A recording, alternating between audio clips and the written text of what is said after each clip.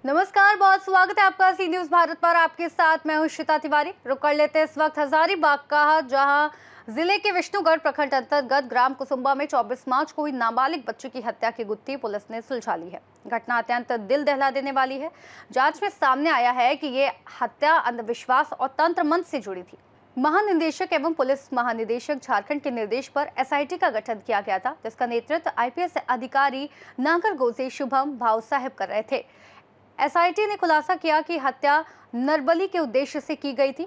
उत्तरी छोटा नागपुर रेंज के डीआईजी अंजनी कुमार झा के अनुसार बच्ची की हत्या तंत्र विद्या के तहत उसके भाई के स्वास्थ्य लाभ के लिए की गई थी। जांच में पता चला कि बच्ची की मां रेशमी देवी ने अपने बेटे सुधीर कुमार सिंह के स्वास्थ्य लाभ के लिए अपनी बेटी की बलि देने का निर्णय लिया। शांति देवी उर्फ भक्तिनी ने बताया कि रेशमी देवी पिछले 1 साल से अपने बेटे की शारीरिक और मानसिक समस्याओं के समाधान हेतु उनसे कई बार सलाह लेती थी। इसके बाद नवमी के दिन रात 9 बजे तांत्रिक विधि के माध्यम से हत्या की गई।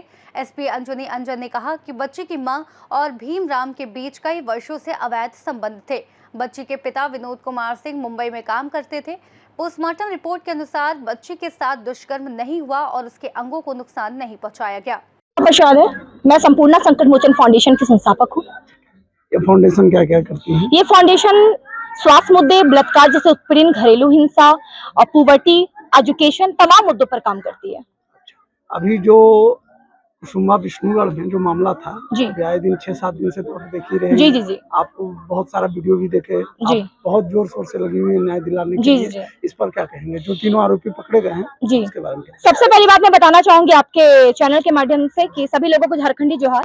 और मैं इस गांव इसीलिए आई थी क्योंकि जब मुझे पता चला कितनी क्रूरता से किसी का बलात्कार कर दी गई है, पूरा देश में रोंगटा खड़े कर देने वाला एक दृश्य सामने आ रहा था कि आंख फोड़ दिया, जीभ काट दिया, वो भी 12 साल की लड़की का। तो कहीं ना कहीं सभी जनता वासियों में खून खौलने वाला एक जुनून आ गया था कि नहीं, आप तो दोषीवार को सजा दिलवा के रहेंगे। मैं भी उसी मकसद से यहाँ आई। मैं पीड़िता की माता से मिली। माता से मिलने के बाद मैं बहुत देर उधर ही रही, देख रेख के लिए क्या है इसका, क्योंकि कहीं ना कहीं मुझे ये पता है सोशल मीडिया के माध्यम से कि केस कुछ और रहता है, दिखाते कुछ और है। मैंने नोटिस किया कि जो पीड़िता की माँ है उसके आंख में एक आंसू भी नहीं है और हमारे सामने बोली पैर हाथ दर्द दे रहा है। जैसे मैं बाहर आई उठ के खड़ी हो गई। और उसके बाद उसी शाम में कैंडल मार्च में हजारों की तादाद में महिलाएं, पुरुष, भाई बहन सब निकले। तो उसी बीच में कैंडल मार्च जैसे ही चली रही थी, उसी बीच में मैं विष्णुगढ़ थाना गई। वहां पे थाना प्रभारी सपन कुमार सर से मेरी मुलाकात हुई। आपकी वीडियो देखे थे? जी, और घंटों की वार्तालाप में मुझे जो सामने आया वो मैंने वीडियो के माध्यम से लोगों को दिखा दिया। सर ने स्पष्ट कहा कि अमीषा जी, ये कोई दुष्कर्म का मामला बिल्कुल नहीं है, क्योंकि पोस्टमार्टम हुई है, पोस्टमार्टम में कोई रेप की पुष्टि नहीं है।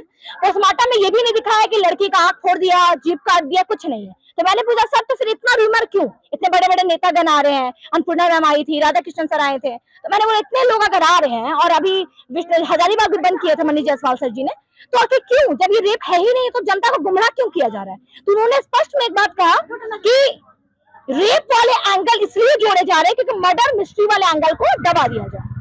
और मैं ये बोलना चाहूंगी कि जिस दिन मैं फर्स्ट डे आई थी, मुझे कुछ लोगों ने बताया कि इसमें सारा कसूरवार पीड़िता की मां का है, क्योंकि कहीं ना कहीं उसका भीमराम से नाजायज संबंध था। अभी जो रिपोर्ट में निकल कर आया है बाहर, 3 लोग हैं जी, इसमें। इसी गांव की कोई भक्तिन है जो झाड़ फूक करती है, उनके बारे में भी चर्चा आया है कि वो भी सम्मिलित हैं इस घटना में। ठीक है, जो बच्ची को जो हुआ, जो हालत में लोग पहुंचाए हैं, उसमें ये तीनों शामिल हैं। जी, मैं उस भक्तिन, उन नाम का भक्तिन होगी, नहीं बोलते डाइन पिचासनी चुड़ैल, ऐसे दोगली के औलाद, ऐसे दोगले लोगों को ना नहीं बोलते हैं कि काट ही देना चाहिए, हसवा या कुछ लाइए और एकदम काट दीजिए, क्योंकि कानून के पास जाएगी तो सोचती है कि हम तो बच ही जाएंगे। एक्चुअली मैं बोलना चाहूंगी सर, मैं आपके ये चैनल के माध्यम से, कि महिलाओं को लेकर कानून बनी है, लेकिन बहुत ऐसे मुद्दे में क्या होता है ना कि कम से कम 80% महिलाओं के साथ बुरा होता है, लेकिन उसी 80% में कुछ महिलाएं अपने कानून को लेकर गलत फायदा उठाती है। जैसे मैं बता रही हूँ कि अभी ये पूरा मिस्ट्री माइंड को एक महिला ने प्लान किया मर्डर, तो पुरुष सोच सकता है क्या? आप सोचिए, नर बलि देना मतलब सब में महिला शामिल है।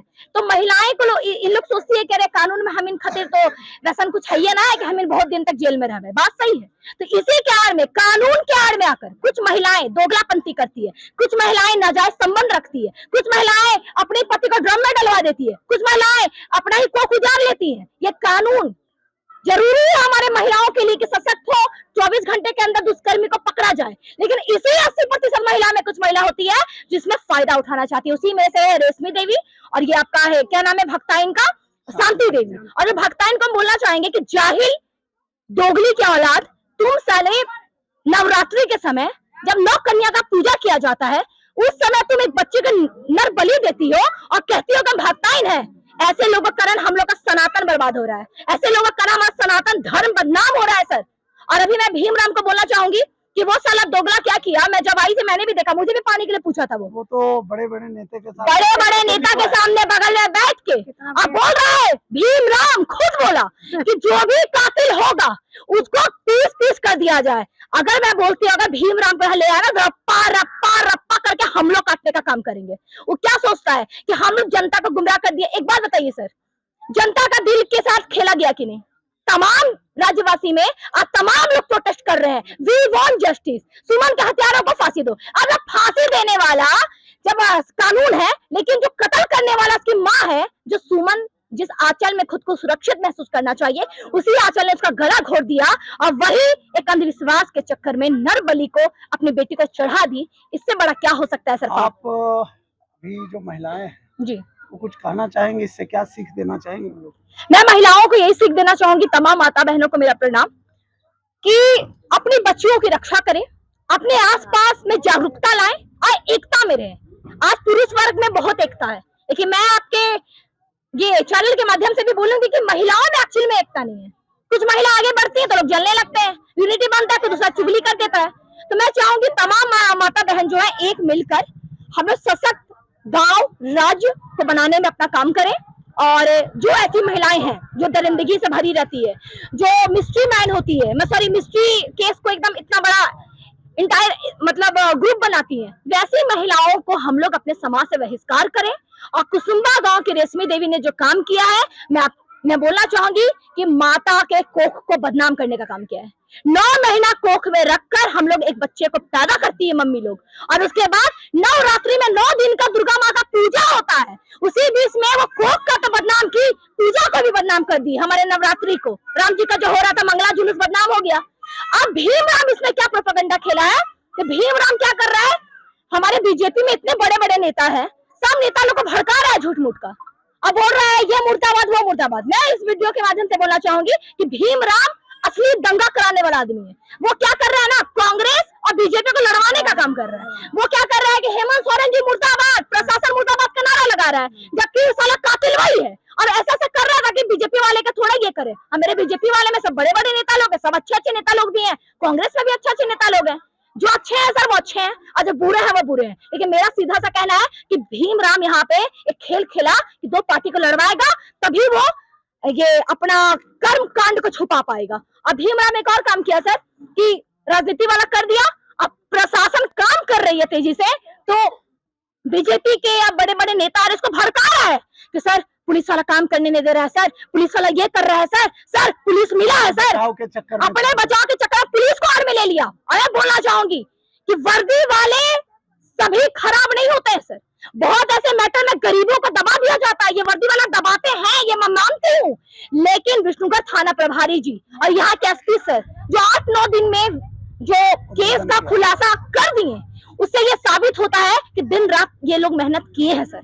ये डिजर्विंग है सर, कोई कुछ भी बोले मैं नहीं मानूंगी, क्योंकि ये डिजर्विंग है तभी तो कातिल को पकड़े। ये भीमराम ना प्रोपेगेंडा खिलवाया कि प्रशासन सपोर्ट नहीं कर रहा है, क्योंकि इससे क्या होगा कि 2 पार्टी वाले लड़ जाएंगे तो ऑफकोर्स हाय हाय मुर्दाबाद मुर्दाबाद होते रहेगा। लेकिन हम लोग को जब ये पता चला कि भीमराम असली कातिल है, उसकी माँ असली कातिल है, ये दोनों का प्रेम प्रसंग चल रहा था, तब हमको समझ में आया कि बाप रे खेल ऐसा भी होता है सर। हम लोग तो बच्चे हैं, सीख रहे हैं कि सोने साला इतना बड़ा खेल। अब समझ में आ गया कि कोई यहाँ पे जितने भी दिखते हैं साथ में सबका एक चेहरा होता है नकाब वाला। और विष्णुगढ़ थाना प्रभारी जी और यहाँ के जितने भी पुलिस ऑफिसर होंगे वो ये लोग का चेहरा से ना जो बोलता तिरपाल नकाब उसको हटा दिया है, और इसीलिए ये लोग पुलिस को मुर्दाबाद कर रहा है। मैं तो पुलिस प्रशासन के इस काम से संतुष्ट हूँ, मैं थाना प्रभारी जी से संतुष्ट हूँ, क्योंकि उन्होंने भले टाइम लगा सर, क्योंकि सबूत इकट्ठा करना पड़ता, कानून सबूत मांगता है ना गलत सर। व्यक्ति पर इल्जाम ना लगे इसलिए और उन्होंने थाना प्रभारी जी ने मुझे स्पष्ट कहा कि मेरे भी बाल बच्चे हैं आपकी उम्र के, अगर मैं आप किसी को डाल दूंगा, अभी वो रिपोर्ट में रेशमी देवी लिख दी थी कोई पासवान करके, जमीनी विवाद में उसका नाम डाल दी, पुलिस को पता वो नहीं किया है। वो बोलता मैडम ये तो रोज आके बैठता मेरे पास। मान लीजिए कि सपन सर बड़ा बाबू उसको फांसी की सजा तक पहुंचा देते, तो बोलते क्या मैडम हम लोग रात में सो पाते हैं?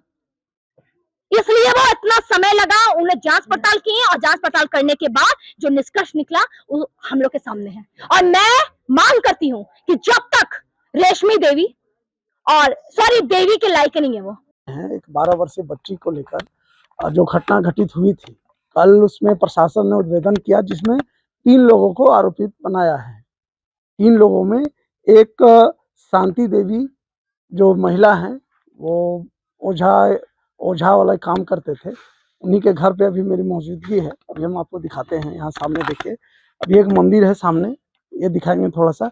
ये मंदिर है, इसी में वो जो तंत्र मंत्र है, जो भी विद्या है, वो किया करती थी। और उनपे भी आरोप लगा है उस बच्ची को लेकर कि उस हत्या में ये भी शामिल थी, उस हत्या में ये भी शामिल थी।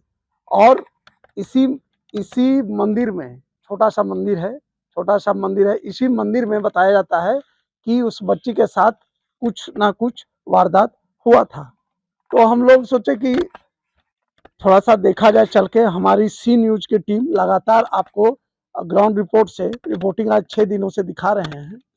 तो प्रशासन की ओर से उद्भेदन जो किया गया और 3 लोगों को आरोपी बनाया गया है।